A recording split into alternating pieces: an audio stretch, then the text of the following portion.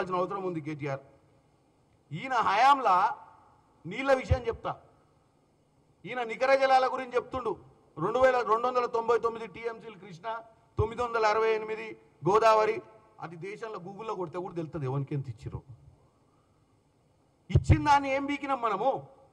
ఎప్పుడన్నా 299 టీఎంసీలు పోని ఆంధ్రప్రదేశ్, ఉమ్మడి ఆంధ్రప్రదేశ్లో మనకు అన్యాయం జరిగింది, మనం అందరికీ ఒప్పుకుంటాం. గతంలో కూడా చెప్పినాం. మనం న్యాయం జరగాలనే కదా తెలంగాణ పోరాటం చేసి తెచ్చుకుంది. మరి తెచ్చుకున్న దాంట్లో 299 టీఎంసీల నీళ్లు కృష్ణా జలాల మీద నువ్వు ఎప్పుడన్నా వాడుకున్నావా? నాకున్న రిపోర్ట్ ప్రకారము 2004 నుంచి 2014 వరకు కృష్ణా జలాలు 250 టీఎంసీల వరకు ఎక్సెస్ వాడుకురు వాళ్ళు 10 సంవత్సరాల కాలంలో. వీళ్ళ హయాంలో 1192 టీఎంసీలు ఎక్సెస్ వాడుకురు. అంటే దగ్గర 750 టీఎంసీలు నీ హయాంలో ఎక్స్ట్రా దోపిడీ జరిగింది. మరి ఏం బీక్తున్నావు నువ్వు? ఏది రోజా దగ్గర పోయి రొయ్యల పులుసో ఏదో తిని రత్నాల రాయలసీమ చేసి వచ్చినట్టు అనుకున్నా ఏంది?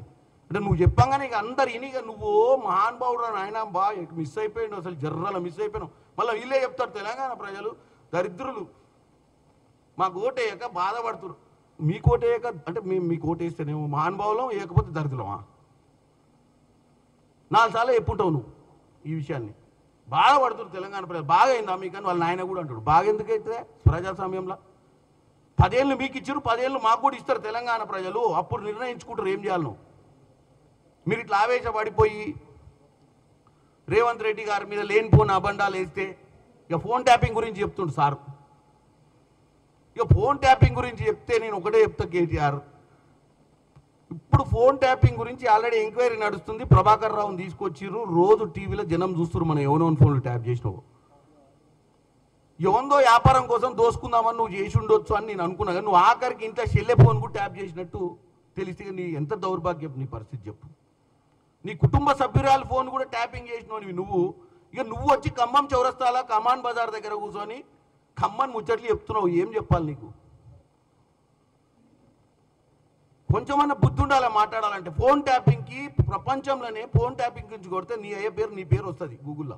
దానికి పేటెంట్ మీరే. అంత దుర్వినియోగం, అధికార దుర్వినియోగానికి మరో మారు పేరే మీ బీఆర్ఎస్ 10 సంవత్సరాల పాలన. ఇప్పుడు వచ్చి మా మంత్రుల ఫోన్లు ట్యాప్ చేసుకొని ఎవరు చెప్పారు నీకు? నీ అంతా నువ్వే రాత్రి కలగన్నావా? లేకపోతే దారిలో పడ్డ మాల్కు సంబంధించినటువంటి ఏమంటారు ఎఫెక్టా? ఇకపోతే చివరికి ఇంకేదో చెప్తాడు. మిస్ వరల్డ్ కాంపిటీషన్ గురించి మాట్లాడతాడు. మళ్ళీ అలా మిస్ వరల్డ్ కాంపిటీషన్లో 2 కాంగ్రెస్ నాయకుల గురించి ఆమె చెప్పిందట. అసలు నీ ఒక్కసారి తెలంగాణ ప్రజలు అందరూ మిస్ వరల్డ్ ఆమె ఏం చెప్పింది, అమెరికా ఇంగ్లాండ్ పోయినాక ఆమె ఏం మాట్లాడిందో ఒకసారి వినండి. ఆమెకి ఇక్కడ జరుగుతున్నటువంటి కార్యక్రమంలో ఏదైతే వీళ్ళు ఫార్ములాస్ పెట్టిర్రో, ఏదైతే వీళ్ళ షెడ్యూల్స్ పెట్టిర్రో, ఏదైతే తెలంగాణ సంస్కృతిని తెలంగాణలో ఉన్నటువంటి టూరిజంని డెవలప్ చేసే ప్రక్రియలో సాయంత్రం పూట డిన్నర్ లేనప్పుడు మీరు కంపల్సరీ అక్కడికి అటెండ్ కావాలి, అక్కడికి వచ్చిన పెద్దలతో మాట్లాడాలన్న కొన్ని పద్ధతులు నచ్చలేదు. నేను అసలు అనుకుంది వేరు, జరుగుతుంది వేరు అని ఆమె విడ్రా అయ్యి వెళ్ళిపోయింది. ఏమయ్యా కేటీఆర్ కొంచెమన్నా బుద్ధి ఉండాలి. చెప్పిందా అమెరికా ఇంగ్లాండ్లో పోయి ఇంటర్వ్యూలో సన్ మ్యాగజైనో సన్ న్యూస్ పేపర్కో 2 కాంగ్రెస్ వాళ్ళు నన్ను గుంజిరని చెప్పిందా? మరి ఎందుకే కానీ కొంచెమన్నా కామన్ సెన్స్ ఉన్న మాటలు మాట్లాడాలి కదా. మీ అంతలో మీరే తెలుగు స్క్రైబు, ఈ స్క్రైబు, వంగబడ్డ స్క్రైబు, నిలబడ్డ స్క్రైబ్లో మీరే రాయించి మీరే దాన్ని వాస్తవం అని చెప్పి మీరే మళ్ళీ ప్రజలకు రుద్ది మీరే అక్కడెక్కడో ఇంగ్లాండ్లో ఉన్నామే ఈ విషయం చెప్పిందని చెప్పి మీరే మ్యానిపులేషన్ చేసేమని న్యాయమా? మీరే న్యూస్ని తయారు చేస్తుర్రు, మీరే న్యూస్ని మాకు రాపుతుర్రు, మీరే మనుషులలో మీరే ఒక ఏమంటారు సైకలాజికల్గా మీరు ఒక హైప్ క్రియేట్ చేసి దాన్ని వాస్తవం అని చెప్పే ప్రయత్నం చేసే దరిద్రం మీరా. దోసుకున్న పైసలు గిట్ల ఖర్చు పెడతారా? సోషల్ మీడియా మీద, యూట్యూబ్ ఛానళ్ళ మీద పెట్టి. ఆమె ఎక్కడ చెప్పలేదు నన్ను పలానా కాంగ్రెస్ ఓడో, పలానా ప్రభుత్వంలో ఉన్నోడో, పలానా అధికారో. ఆమె చెప్పింది అక్కడ జరుగుతున్నటువంటి ప్రొసీజర్ బాగాలేదని చెప్పింది, నాకు నచ్చలేదని చెప్పింది. నేను అనుకుంది ఇది కాదని చెప్పి వెళ్ళిపోయింది ఆమె తప్ప. అసలు ఆమె ఎందుకు వెళ్ళిపోయిందో ఇక్కడ వాళ్ళు చెప్పారు, వాళ్ళ నాయనమ్మకో అమ్మకో బాగాలేదు, ఇంట్లో ఆరోగ్యం బాగాలేదని వెళ్ళిపోయిందని చెప్పారు ఇక్కడ. సరే ఇవన్నీ నేను పక్కా పెడతా. కానీ నువ్వు కావాలని ఒక 2 నాయకులు ఉన్నారని విష ప్రచారం చేయడాన్ని నేను తప్పు పడుతున్నా. దీన్ని తెలంగాణ ప్రజలు కూడా గమనించాలి. నేను ఆన్ రికార్డ్ మాట్లాడుతున్నా, ఆమె ఏ రోజు అనలేదు. మీరు కావాలంటే గూగుల్లో కొట్టి మీరు వీలైతే ఆ మ్యాగజైన్ని డౌన్లోడ్ చేసి చదవండి.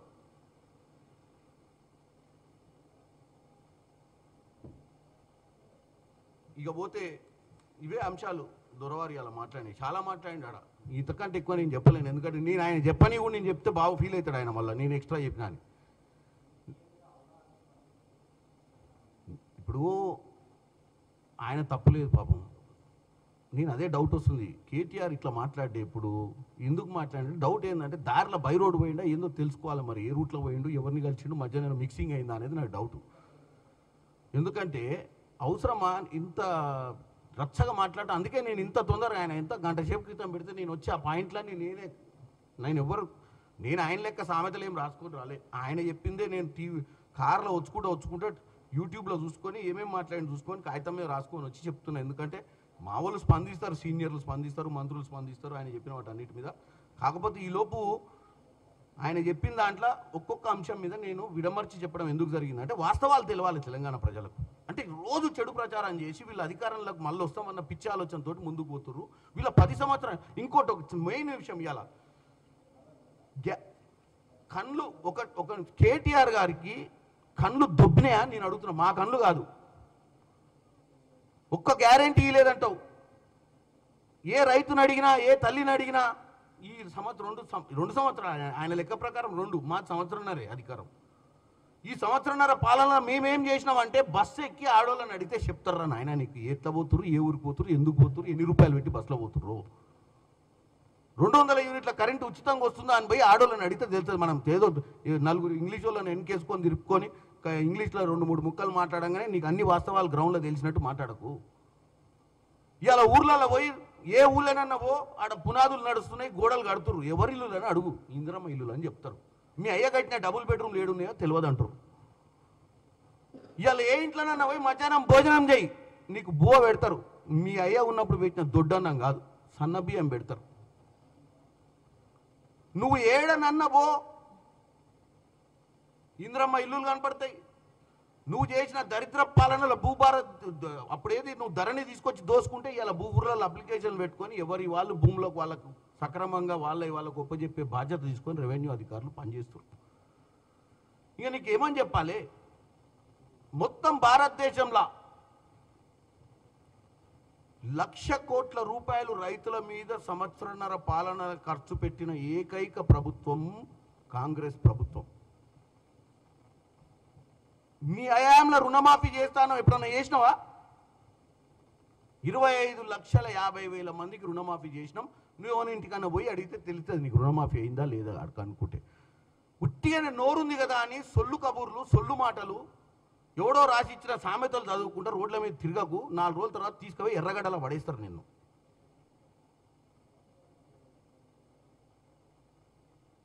ఎందుకంటే నువ్వు సరే నీకు ఉద్యమం సంబంధం లేకున్నా నీ అదృష్టం బాగుండి మీ అయ్య దళితుని ముఖ్యమంత్రి చేస్తా అని మోసం చేసి ఆయన ముఖ్యమంత్రి నీకు మంత్రి పదవి ఇచ్చి నీ బావకు మంత్రి పదవి ఇచ్చి కుటుంబ పాలన బ్రహ్మాండంగా చేసుకుర్రు. సరే వచ్చింది ఇన్నేళ్ళు నువ్వు అధికారంలో ఉండి కొద్ది కామన్ సెన్స్ ఉండి మాట్లాడాలి కదా. అన్ని అబద్ధాలు మాట్లాడితే ఎట్లా? ఇన్ని నువ్వు మాట్లాడిన ఇన్ని పాయింట్లు నువ్వు ఇలా మాట్లాడిన ఒక్కటి కూడా నిజం లేదు ఇలా. ఒక్కటంటే ఒక్కటి. ఆఖరికి ఈ ప్రెస్ మీట్ కూడా ఏది జలశక్తి మినిస్ట్రీ ఇచ్చిన ప్రెస్ మీట్ కూడా. మరి ఎందుకు ఈ విష ప్రచారము? ఎన్ని రోజులు చేస్తావు ఈ విష ప్రచారము? ఇలా మళ్ళీ ఫస్ట్ షో కూడా ఉంటుంది. మీకు ఏం భయకండి, వాళ్ళ బావగారు వస్తారు ఫస్ట్ షో.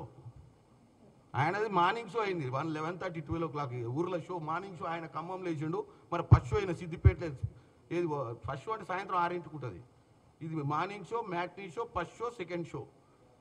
సో ఇప్పుడు మార్నింగ్ షో అయిపోయింది. ఇప్పుడు నేను ఎందుకు చెప్పినా అంటే మళ్ళీ ఎవడో అదే సబ్జెక్ట్ పట్టుకొని వచ్చి మళ్ళీ ఏదో దాన్నే రుద్దగాలని చెప్పి సినిమా ఇది ఫ్లాపు. మీ పొద్దున పెట్టే సినిమాకు అర్థం లేదని తెలంగాణ ప్రజలు చెప్పనీకి నేను మ్యాట్నీ షోలు నేను పెట్టినా, రివ్యూ ఇచ్చిన. అంటే ఎవడు పోకురు థియేటర్ కానీ. కాబట్టి ఈ దరిద్రపు ప్రచారాన్ని బంద్ చేయాలని ముఖ్యంగా ఈ బామర్దులకు తెలియజేస్తున్నాను.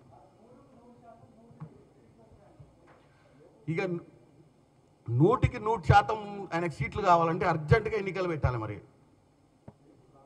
నేను ఇంకోటి అడుగుతున్నా, 42% రిజర్వేషన్ ఇవ్వాలని భారతదేశంలోనే మొట్టమొదటి రాష్ట్రంగా కులగణన చేసినటువంటి తెలంగాణలో నా తెలంగాణ అని చెప్పుకోవాల్సి పోయి చేసినామని చెప్పుకొని బీసీ బిడ్డల ముందు గొప్ప చెప్పుకోవాల్సింది పోయి వీళ్ళతో ఏమవుతుంది? వీళ్ళు ఉట్టిగానే